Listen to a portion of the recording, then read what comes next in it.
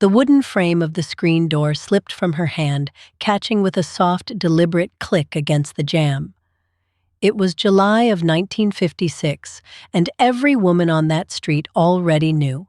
There is a whole world hiding in what nobody said out loud. When the Gias came home after the war, the country did not hand them mansions. It handed them Levittown, rows of nearly identical Cape Cods and ranch houses, built fast, built efficiently, and built small. The post-war suburban boom of the late 1940s created a new kind of American home, one designed around order and function because it had absolutely no room for anything else. The rules that governed those homes did not come from etiquette books. They came from necessity, passed quietly between women who understood exactly what was at stake. Picture the average American home in 1952. Not the one from the television commercials with the wide kitchen and the sunlit breakfast nook, the real one. Roughly 983 square feet, one bathroom, a family of 5. The children shared bedrooms. The living room doubled as the playroom, the sitting room, and sometimes the homework room. Every inch of that house had a job to do, and every person in it had to understand their role in keeping that small, shared world running without falling into complete disorder. When 5 people share under 1,000 square feet, household rules stop being about propriety and start being about survival. There is no margin for a cluttered hallway when the hallway is also the path to the only bathroom. There is no tolerance for a pile of unfolded laundry on the living room chair when that chair is where your husband sits after a 10-hour shift and where your daughter does her spelling drills. The structure that modern eyes sometimes read as rigidity was, in that context, the only thing standing between an orderly home and absolute chaos. The rules were not decoration, they were the architecture. Here is what makes these rules so fascinating to me. Almost none of them were written down. There was no household manual passed from mother to daughter, no formal curriculum. A girl watched her mother move through the morning, and she absorbed the rhythm the way you absorb a language when you grow up inside it. She knew that the bed was made before breakfast, not because anyone sat her down and explained why, but because she had never once seen it left undone. They never wrote it down, but every woman knew. That silent transmission is exactly what vanished, and it is exactly what we are going to recover today. So let us begin with the rule that opened this video, because it is the one that seems the most trivial until you sit with it for a moment. Rule 1. Close every door with intention. Not with force, not with carelessness, and certainly not with a slam that rattled the windows and sent the cat skidding across the linoleum. The deliberate, quiet close of a door was one of the most consistently enforced, unspoken rules in the mid-century American household. Children were corrected for it. Guests noticed it. It was a small act, but it carried an enormous amount of meaning about how a person related to the space they inhabited. Now, the reason children were constantly corrected about this was not purely philosophical. It was economic.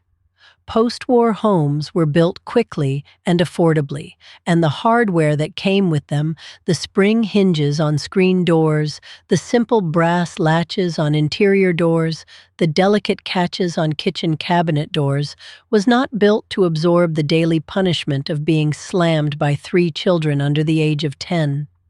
Replacing a broken door hinge or a sprung screen door frame meant spending household money that a family running on a single modest income simply could not spare without real sacrifice somewhere else.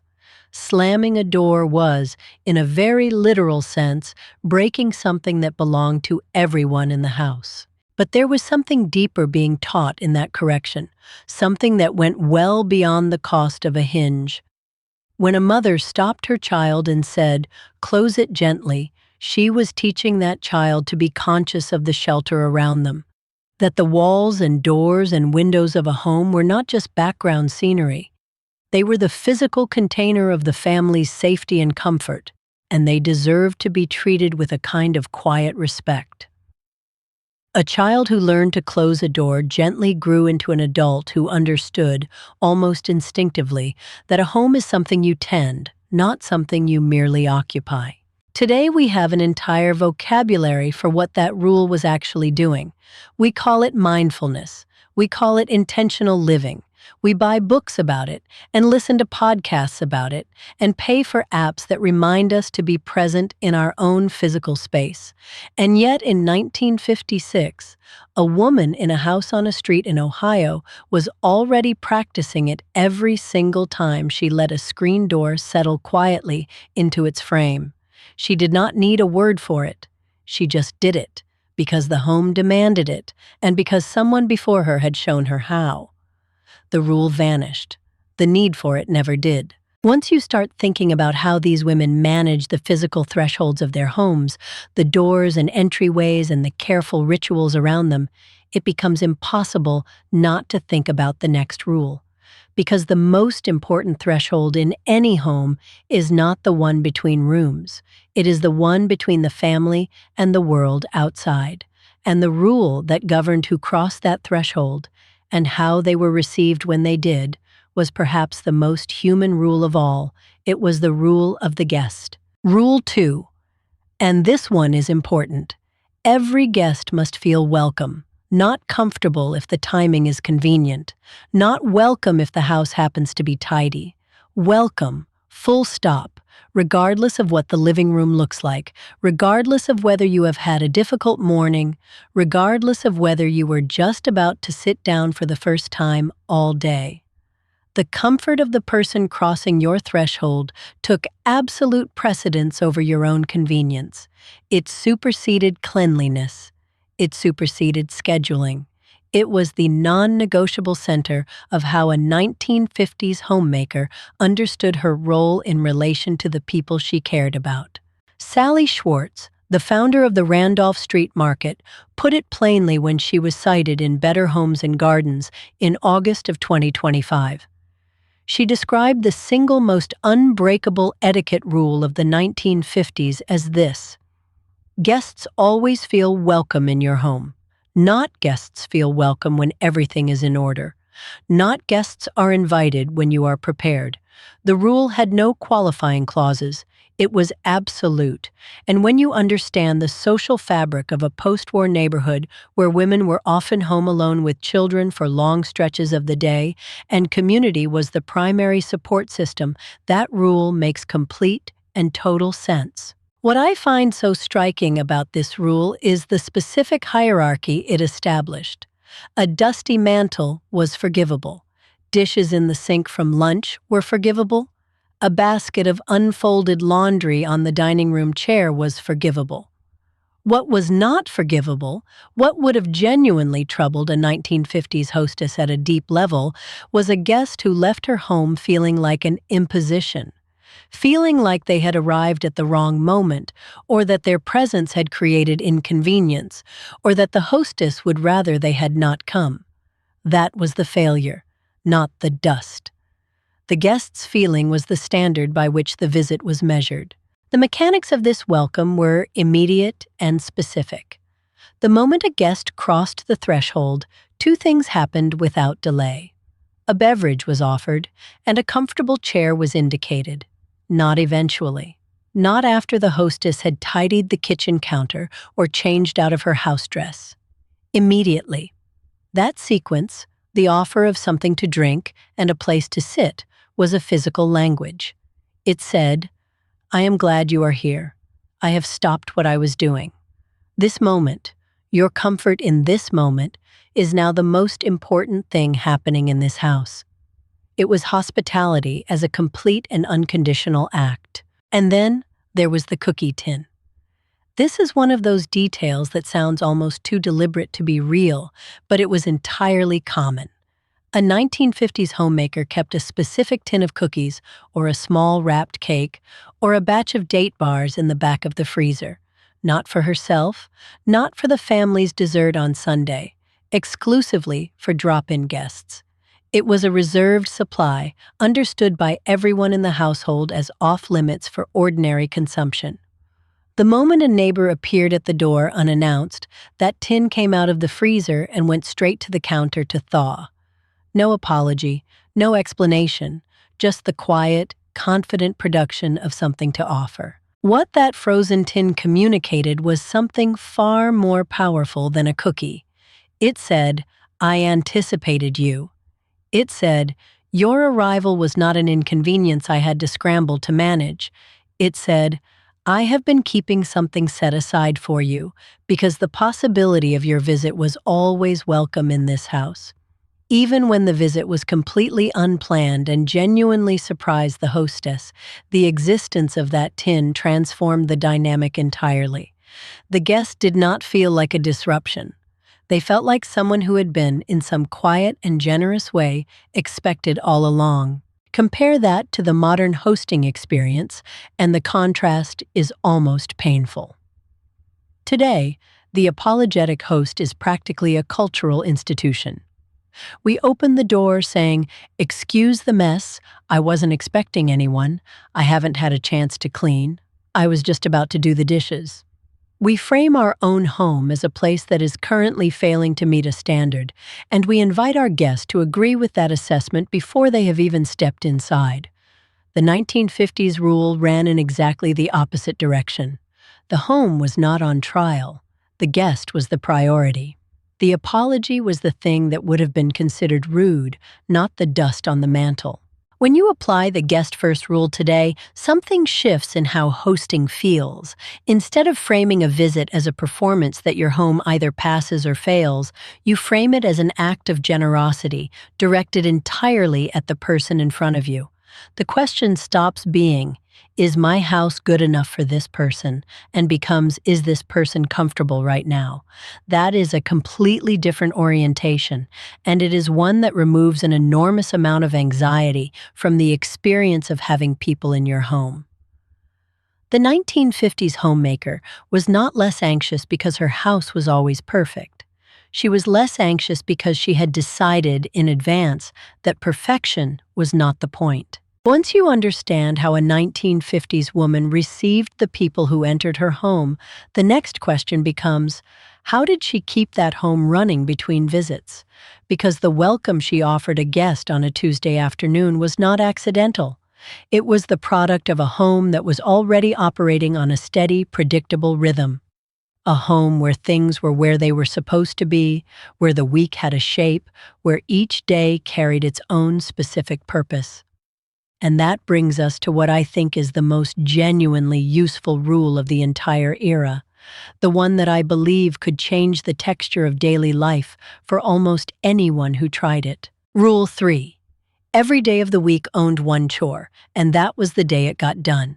Not the day you felt like doing it, not the day you had extra energy or the children were being cooperative. That specific day, every week, without negotiation or rescheduling. Monday was wash day. Tuesday belonged to the iron. Wednesday was for mending. Thursday was for marketing and errands. Friday was the deep clean that closed the week. This was not a personal preference system. It was a household operating structure, and it ran in mid-century American homes with the quiet consistency of a tide. Your grandmother knew something they stopped teaching, and this was the heart of it. Monday had a smell. If you grew up in a post-war suburb, you knew it the moment you stepped outside before school. Damp cotton, a little sharp from the rinse water, billowing on the line in the early morning air. The washing machine ran first thing before breakfast was even cleared. Sheets, towels, the week's work shirts.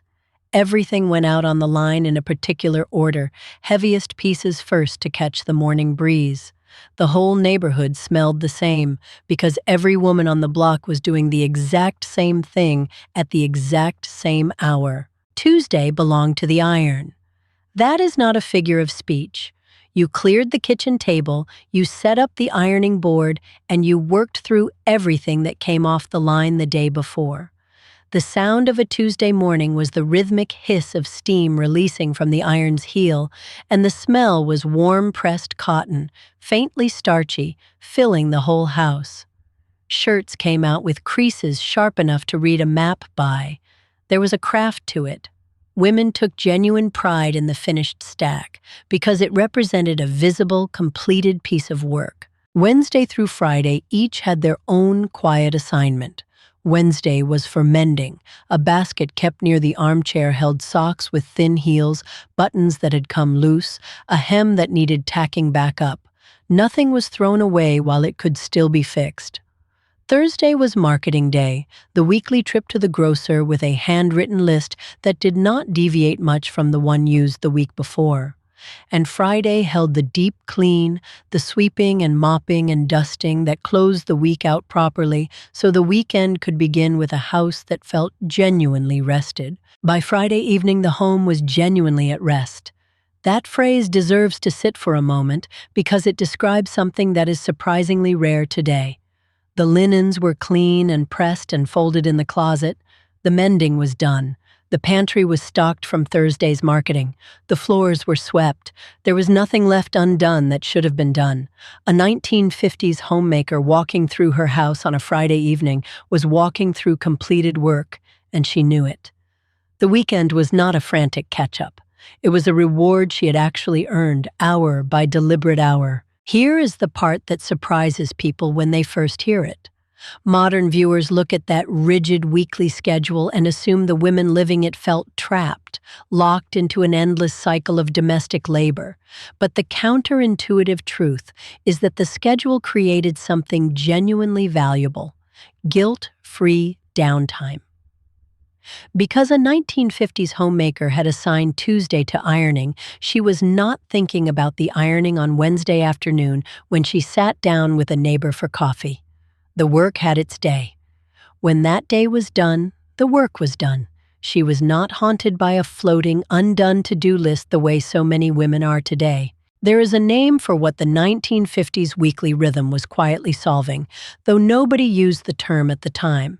We call it decision fatigue today, and researchers have documented it extensively. The more decisions a person has to make in a day, the worse the quality of those decisions becomes as the day wears on. A 1950s homemaker did not wake up and ask herself what needed to be cleaned. She already knew. Monday told her. The schedule made the decision so she did not have to. That single structural choice, assigning tasks to days, eliminated an entire category of daily mental drain before it could begin. Think about the modern version of this for a moment. A woman today wakes up to a home that could theoretically be cleaned at any hour of any day. The laundry could go in now, or later, or tomorrow. The floors could be swept this morning or this weekend. Nothing has a day. Everything is always slightly possible and therefore always slightly undone. That ambient pressure, the feeling that you should be doing something productive even when you are trying to rest, is not a character flaw. It is what happens when you remove the structure that told you when work was finished. They never wrote it down, but every woman knew. The schedule was not a cage. It was a release. The practical question worth asking is whether any part of this rhythm can be recovered today, even partially. And the honest answer is yes. Even a rough version of it makes a difference. You do not need a 1950s home or a 1950s life to assign laundry to Monday and floors to Friday. What you are doing when you make that assignment is giving each task a container, a specific day where it lives and outside of which it does not need to occupy your mind. The women who ran those post-war homes were not working harder than women today. In many cases, they were working smarter because the system carried the cognitive weight, so they did not have to carry it alone. Once the week had its rhythm and the schedule had its logic, the rules moved inside the house itself, into the individual rooms, into the daily physical habits that kept a small home from feeling chaotic. And the first of those daily physical rules was so simple, it almost sounds trivial when you say it out loud. But in a post-war home where 5 people shared under 1,000 square feet, it was anything but trivial. It was the difference between a morning that started with clarity and a morning that started with disorder. Your grandmother knew something they stopped teaching, and it began the moment she woke up. Rule 4. The bed is made before anything else happens in the morning. Not after breakfast, not before lunch, not eventually, before anything else. This was not a suggestion that got worked in when time allowed. It was the first completed act of the day, and in a home where the bedroom was shared by 2 or 3 children or by a husband and wife in a room barely large enough for the furniture it held, it was a rule with real spatial consequences. An unmade bed in a small room is not just untidy, it is a visual disruption that spreads. It makes the whole room feel unfinished, and an unfinished room makes the whole house feel unfinished. In a home of 983 square feet, shared by 5 people, visual order was not a luxury or an aesthetic preference. It was a functional necessity. A made bed in a shared bedroom meant the room could serve its secondary purpose during the day. A place to fold clean laundry, a quiet corner for a child to read, a space that felt like a room rather than a campsite. An unmade bed collapsed all of that. It announced visually and psychologically that the night had not quite ended yet, that the day had not properly begun, that the household was still in a state of suspension rather than in motion. The small square footage made every unmade surface feel larger than it was. There is a psychological dimension to the made bed that the 1950s household understood intuitively, even without the language of behavioral psychology to describe it. When the first task of your morning is a completed one, your brain registers that completion. You have already finished something. The day has begun with a small but genuine victory, a signal that you are in charge of your environment rather than the other way around. Modern research has repeatedly confirmed this dynamic, but the women running those post-war homes did not need a study to tell them. They could feel the difference between a morning that started with order and one that started with disorder. It is worth noting that this particular rule never fully vanished from one institution, the military. Every branch of the American Armed Forces has required recruits to make their beds to precise standards since well before the 1950s, and that requirement has never been relaxed or casualized the way it was in the domestic home. The military kept the rule because the military understood what the 1950s homemaker understood. A made bed is not really about the bed. It is about establishing, from the very first act of the day, that you are a person who follows through on small commitments. The discipline is the point. The bed is just where it starts. From the bedroom, we move to a threshold that the 1950s household treated with a seriousness that might seem surprising today. Not the front door, though we have already talked about that one.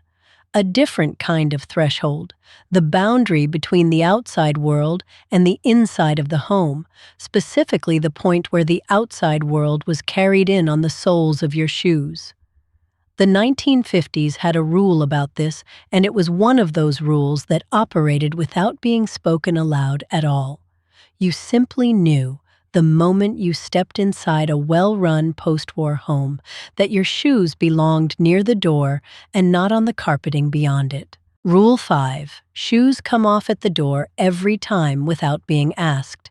In the post-war suburban home, this rule had a very specific and practical origin that had nothing to do with hygiene in the modern sense. It was about the carpet. Wall-to-wall carpeting was one of the defining features of the new Levittown-style suburban home, and it was not cheap. It represented a real household investment. Tracking mud, grass, and gravel across it on the soles of work boots or children's shoes was not just untidy, it was expensive. The no-shoes rule was, at its root, an act of financial stewardship, a way of protecting something the family had worked hard to afford. The original reason for the rule was the carpet. But the reason the rule deserves a second look in 2026 is something the 1950s homemaker could not have known about. What exactly is being carried in on those soles? A January 2026 report in Good Housekeeping confirmed that adopting a strict no shoes inside policy is one of the most effective traditional house rules a modern home can follow, specifically because of the exterior bacteria, pesticides, and soil particulates that shoes carry across thresholds and deposit directly onto flooring surfaces. The rule that seemed fussy and overly formal to several generations of Americans turns out to have been quietly correct for reasons that go well beyond the carpet. It vanished, but it worked. That phrase applies here as directly as anywhere in this conversation. The no-shoes rule faded through the casualization of the 1970s and 1980s, as open floor plans blurred the distinction between entry and living space, and as the cultural mood shifted away from formality in the home. But the rule itself did not stop being effective just because people stopped following it. The bacteria on the bottom of a shoe in 1975 behaved exactly the same as the bacteria on the bottom of a shoe in 1955. The rule was not wrong. The culture simply stopped caring about what it was protecting against and then forgot it had ever cared. What is striking about the no-shoes rule is how little effort it actually requires once it becomes a habit. The 1950s household did not experience it as a burden. It was simply the first thing you did when you came through the door, as automatic as hanging up your coat. The friction was in the transition period, in the weeks when the rule was being established. Once it was established, it cost nothing. It required no special equipment, no cleaning products, no scheduled maintenance. It was a single small behavioral habit at the threshold that quietly protected everything inside. The simplest rules, as it turns out, are often the ones with the longest reach. We have moved through the weekly rhythm, through the morning ritual of the made bed, through the threshold rule at the door. Now we come to what was arguably the most psychologically sophisticated rule in the entire 1950s household playbook, and also the one that has suffered the most complete disappearance from modern domestic life. It happened every evening at a specific hour. It involved the whole family, and it required nothing more than a table, a few chairs, and the willingness to sit down together without the day still pulling at you. The rule was about the evening meal, but what it was really about was something much harder to name and much more valuable than dinner. Picture a Tuesday evening in 1954. Somewhere in a post-war suburb, a father is walking up the front path after work. Inside, the children have been told, as they are told every evening, that toys come off the living room floor before 5 o'clock. Not because their father is frightening, and not because the house must look perfect, but because the living room is about to change its function. It is about to stop being a playroom and become a family room. The physical act of clearing the floor is the signal that the transition is happening, that the day is shifting registers, that something different and more deliberate is about to begin. The toys going into the basket are the first note of the evening's rhythm. Picture a Tuesday evening in the autumn of 1954. A father is walking up the concrete path toward the front door, his hat in his hand, his work shoes scuffing the last of the October leaves off the step. Inside, somewhere between 4:30 and 5 o'clock, every toy that had migrated into the living room during the day has already been gathered up and carried back to the bedroom. The floor is clear. The room is ready. Nobody announced it was time. Every child in that house simply knew. That daily toy pickup was not a punishment, and it was not about making children afraid of their father's arrival. It was something far more deliberate. It was about resetting the home's emotional register before the evening began. The living room had spent the day being a playroom, a schoolroom, sometimes a battlefield of imagination. But at 5 o'clock it became something else entirely. It became the family's shared space again, and the physical act of clearing it was the signal that the shift had happened. The home was changing modes, the way a theater changes between acts. And then came the table. In a home of under 1,000 square feet, the dining table was not just furniture. It was the stage where the family's evening played out, and setting it properly was the act that made the performance real. A cotton tablecloth smoothed flat, plates centered, forks on the left, knife and spoon on the right, a folded paper napkin. It sounds like formality for its own sake, but every woman who did it understood the deeper purpose. The physical act of setting the table was the act of closing the workday. You could not do both at once. Here is the thing that is so easy to miss when we look back at those evenings. There were no phones on the table, there were no laptops open on the counter, no television flickering in the next room during the meal. The technology of transition in that household was entirely physical. It was the posture of sitting up straight in a chair with four legs on the floor. It was the weight of a real plate in front of you. It was the sound of a fork set down between bites. Those sensory cues told the nervous system something that no notification ever could. You are here, the day is done, and this moment is the one that counts. And then there was the rule that every child of that era remembers being told, usually more than once: elbows off the table. Modern people hear that and think snobbery. They think somebody's grandmother was policing the room for social appearances. But the original purpose was almost neurological. Sitting upright with your arms at your sides and your hands in your lap is a posture of rest, not of effort. It is the body saying, I am not braced for anything. I am not ready to run. The workday required leaning in, hunching over, straining forward. The dinner table asked you to let all of that go. The dinner table in the 1950s home was doing something that we have almost entirely lost the language to describe today. It was functioning as a psychological boundary between labor and family life. On one side of that boundary was everything the day had demanded: the commute, the factory floor, the housework, the errands, the noise. On the other side was this: a cleared table, a set plate, people who belonged to each other, sitting still together. The boundary was not invisible or abstract. It was made of cotton and ceramic and the smell of whatever was in the pot. And it worked precisely because it was physical and repeatable and done the same way every single evening. The slow unraveling of this boundary is one of the quieter losses of the last 60 years. It did not happen all at once.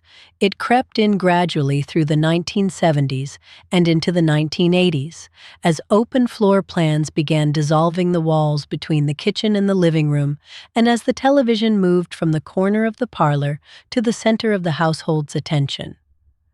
By the mid-1980s, eating on the sofa in front of the evening news had become ordinary in millions of American homes. The table was still there, but the ritual was gone. And when the ritual went, so did the boundary. The workday no longer had a clear ending. It just blurred into the night. But here is what I find genuinely hopeful about all of this. You do not need a 1954 dining room or a cotton tablecloth or a roasted chicken to bring this rule back into your life. Research into household rhythms consistently shows that even 2 structured, screen-free dinners a week at an actual table create a measurable shift in how a household feels by the end of the week. The act of sitting down together without a device in hand, at a surface that was set with some intention, does something to the nervous system that eating standing at the counter simply cannot replicate. The rule does not require perfection, it just requires showing up to the table. Now I want to move us into a corner of the 1950s home that does not get talked about nearly enough, and that is the financial rules. Not the grand economic history of the post-war boom, but the quiet, daily, almost invisible habits around money that governed what came into the house and what stayed there. Because the peace that those households had, and many of them genuinely did have a kind of financial peace that feels almost foreign today, did not come from having more. It came from a set of unspoken rules about how much was enough, and those rules ran as silently and as surely as any other rule in the house. The 7th rule, and one of the most quietly radical when you hold it up against modern life, was this: Discretionary spending on home goods was regulated, not by a spreadsheet or a budgeting app, but by a shared household understanding that buying something new was a considered act, not an impulse. A new set of dish towels was not purchased because the old ones looked tired. They were purchased when the old ones had been mended past mending. A new lamp did not arrive because a better one appeared in a catalog. The lamp you had was the lamp you kept until it genuinely could not be kept anymore. A May 2026 retrospective on 1950s living put it in language I have not been able to stop thinking about since I read it. It said the financial piece of that era came from different constraints, not from having more money.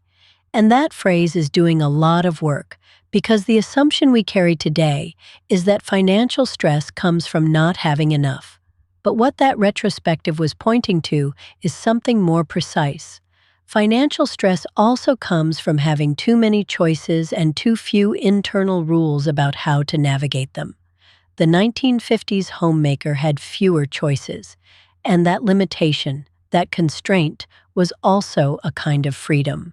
There was also a spatial logic to the financial rule that we tend to forget entirely. When your home is 983 square feet and you are sharing it with 4 other people, there is simply no room for accumulation. Every object in that house had to earn its place. If a new mixing bowl came in, something had to make way for it. If a new curtain rod went up, the old one went into a neighbor's hand or the church rummage sale, not into a storage unit that cost $40 a month. The smallness of the home was not just a physical fact, it was a built-in regulator of desire. The house itself said, "Enough is enough." And then there was the repair rule. Before any household item was replaced, it was repaired. This was not a philosophy that anyone announced at the breakfast table. It was simply what you did. A torn hem was mended, a loose chair leg was re-glued and left to dry overnight, wrapped in a strip of old sheeting. A cracked ceramic bowl was assessed. Could it still hold dry goods? Then it held dry goods. The idea that an object's useful life ended the moment it showed wear would have been genuinely baffling to a 1950s homemaker. Wear meant the thing had been used. Used meant it had done its job.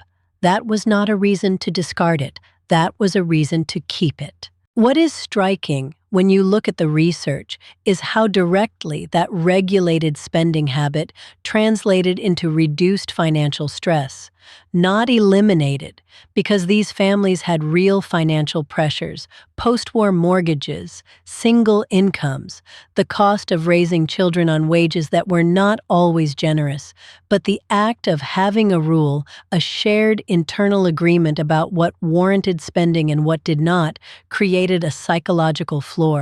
You knew where the boundary was. You did not wake up at 3 in the morning wondering if you had spent too freely, because the rule had already decided the question for you. The constraint was also the comfort. The contrast with today is almost painful to sit with. We have more purchasing options in a single afternoon of scrolling than a 1950s homemaker encountered in an entire year of shopping. We have one-click buying and next-day delivery and an endless stream of content designed specifically to make us feel that what we have is not quite enough. The boundary that brought peace in 1955, that shared internal rule about what was enough, was erased not by any single decision, but by the slow accumulation of convenience and choice. The modern consumer trap is not that we are greedy. It is that we were never given the rule that would have protected us from it. Before we go any further, I want to stop and address something directly, because I think it matters for how we carry the rest of this conversation. There are 3 misconceptions about the 1950s home that I run into constantly, and they get in the way of seeing these rules clearly. They color the whole picture in ways that are not accurate, and they tend to push people toward one of 2 extremes. Either the 1950s was a golden age of domestic perfection, or it was a trap that no sensible person should romanticize. Neither of those is true, and neither of them is useful. They never wrote it down, but every woman knew the real story was more complicated and more human than either version admits. The first misconception is the one I think does the most damage. The image of the immaculate 1950s home, the spotless kitchen, the vacuumed carpet, the woman in pearls with a dust cloth who never let a surface go unpolished. That image is almost entirely a product of advertising. The actual 1950s home was organized, not necessarily sanitized. The priority was a smoothly run home, predictable routines, lack of clutter, things in their assigned places. It was not a sterile showroom. Real families tracked mud through the back door. Real children left fingerprints on the windows. The goal was order and function, not the performance of perfection. The pearl and vacuum image is so persistent because it served a purpose at the time. It sold appliances. Manufacturers of the post-war era needed to convince American households that a new electric vacuum cleaner or an automatic washing machine was not a luxury but a necessity, and the best way to do that was to set an impossibly high standard of cleanliness and then offer the machine as the solution. So the advertising created a fictional housewife who was always impeccably dressed and whose home was always magazine-ready. And that fictional woman got confused over the decades with the real one. The real one was practical, resourceful, and running a household on a budget. She was not performing for a camera. The second misconception is about etiquette itself, and this one I find genuinely important to correct. We tend to look back at the formal rules of 1950s social life, the thank you notes, the proper introductions, the rules about who sat where and who was served first, and we read them as a system of judgment, a way of sorting people by how well they knew the code. But true 1950s etiquette, the kind that Sally Schwartz described when she called the guest welcome rule the single most unbreakable rule of the era, was oriented entirely outward. It was not about how you looked to others. It was about how others felt in your presence. The rule existed to protect the comfort of your guest, not to display your own refinement. And the third misconception is perhaps the most seductive of all. The idea that the 1950s was simply a simpler time, that the peace and order of those households came from some natural ease that modern life has taken from us. It did not. As recent sociologists have noted, it was not a simpler time at all. It was a time of different constraints, less money, less space, fewer labor-saving devices than the advertising suggested. The women running those households were not coasting on simplicity. They were working hard within tight limits, and the peace they achieved was something they built deliberately, through habit and community, and the daily practice of rules that nobody had to write down because everyone already knew them. And that is the part that gets lost in every nostalgic conversation about this era. The women who ran those households were not coasting on simplicity. They were working within genuine scarcity, less money, less space, fewer conveniences, and a society that had just come through a war and a depression in the same generation. The peace they found was not handed to them. It was built deliberately through consistent habit and through genuine community ties with neighbors and family who shared the same rhythms and the same unspoken standards. So here is where things get genuinely interesting, because we are not just talking about the past for nostalgia's sake. Something is happening right now that tells us these rules still have weight. The 2020s brought a kind of cultural breaking point, overwhelmed by endless choices, by the pressure of a home that never felt finished, by the low hum of decision fatigue that never fully switches off. People started looking backward. Not for a fantasy, but for something that actually worked. Decision fatigue is not a new idea, but the scale of it in modern life is something the 1950s homemaker never faced. She did not open an app and scroll through 300 paint colors for the hallway. She did not wonder which cleaning product to buy from a shelf of 40 options. The structure of her week, the rules of her home, they pre-decided hundreds of small choices for her every single day. And that predecision is exactly what modern productivity researchers now describe as one of the most powerful tools for mental clarity. And then there is this remarkable thing happening in American homes right now. As of 2026, there is a measurable trend of homeowners literally reversing the open concept renovations they spent years and thousands of dollars creating. They are putting the walls back. They are restoring the doorways, rebuilding the separation between the kitchen and the dining room, reclaiming the distinct rooms that the casualization of the 1970s and 1980s tore out. The structured home is not just a memory, it is, quietly and genuinely, coming back. Think about what removing those walls actually did beyond the aesthetic. When you took away the wall between the kitchen and the living room, you did not just open up the sightlines. You erased the physical threshold that made certain rules possible. You cannot have a rule that says shoes come off at the door if there is no clear sense of where one room ends and another begins. You cannot have a rule that the dining table is a phone-free zone if the dining table is also the same continuous space as the television and the sofa. There is a phrase I keep coming back to when I think about this. The room with a door is the room where a rule can live. And when you close that door, gently, with intention, the way that household in July of 1956 understood without anyone writing it down, you are doing something more than managing sound or temperature. You are maintaining the boundary between one kind of living and another. The door is not just architecture. It is the physical form of an agreement about how this space is used. What the revival of structured rooms is really telling us is that we lost more than floor space when we took those walls down. We lost the containers that gave daily life its shape. The casualization of the American home was sold as freedom, as openness, as modern living. And in some ways, it was. But it also dissolved the invisible architecture that the old rules depended on. The structure of the room and the structure of the rule were always the same thing, just expressed in two different materials. Now, here is the thing I want to say directly, because it matters. You do not need a 983 square foot post-war ranch house to apply any of these rules. You do not need wall-to-wall carpeting or a screen door on a spring hinge or a weekly wash day with an outdoor clothesline. These rules were born in a specific physical and financial context, yes. But what they were really made of was intention. And intention travels. It fits in any square footage, any decade, any home. So let us bring them together, all 7, because they deserve to be said plainly. Close every door with intention. Welcome every guest above your own convenience. Assign each day of the week its own work so that no day carries everything.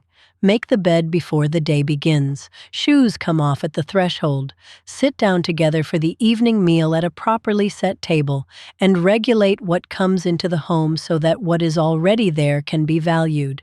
7 rules. They never wrote them down, but every woman knew. If you are wondering where to start, I will tell you where I would. The weekly rhythm. Not because it is the easiest, but because it is the gateway. Once you decide that Monday belongs to one task and Thursday belongs to another, something shifts in the way the whole week feels. The other rules start to find their natural places around it. The made bed fits into the morning. The set table fits into the evening. The structure creates the space for everything else. Start with the rhythm, and the rest follows. I want to say something about the women who lived by these rules, because they deserve more than a footnote. They were not trapped by their routines. They were running systems, genuinely effective, carefully considered systems that managed scarce resources, maintained emotional boundaries, and created homes where people felt held. Your grandmother knew something they stopped teaching. She knew that a well-run home is not a lesser ambition. It is one of the most quietly powerful things a person can build. These rules did not vanish because they failed. That is the part worth sitting with. They vanished because the chain of transmission broke. Open floor plans removed the physical containers. Television moved the family off the dining chair and onto the sofa. Consumer culture replaced repair with replacement, and somewhere in the middle of all that change, the mother stopped passing the rule to the daughter, not because it was wrong, but because the world had rearranged itself so completely that the rule no longer had an obvious place to land. But here is what I believe, and it is why I keep coming back to this attic. Keep pulling these things out into the light. The knowledge did not disappear. It went quiet. It is in the handwritten recipe cards tucked into the back of an old cookbook. It is in the way your grandmother set a table without thinking twice about it. It is in the muscle memory of a generation that ran their homes with grace and intention and very little fuss. The attic remembers, even when we forget, and so do we, if we choose to. Now I want to hear from you. Every family had at least one rule like these, something that was simply understood, never posted on the refrigerator, never explained, just lived. Maybe it was the way your mother set the table on Sunday. Maybe it was the rule about the front room being company ready at all times. Whatever it is, I want to know. Leave it in the comments below. Tell me the vanished home rule from your own family that you still carry with you. I will read every single one.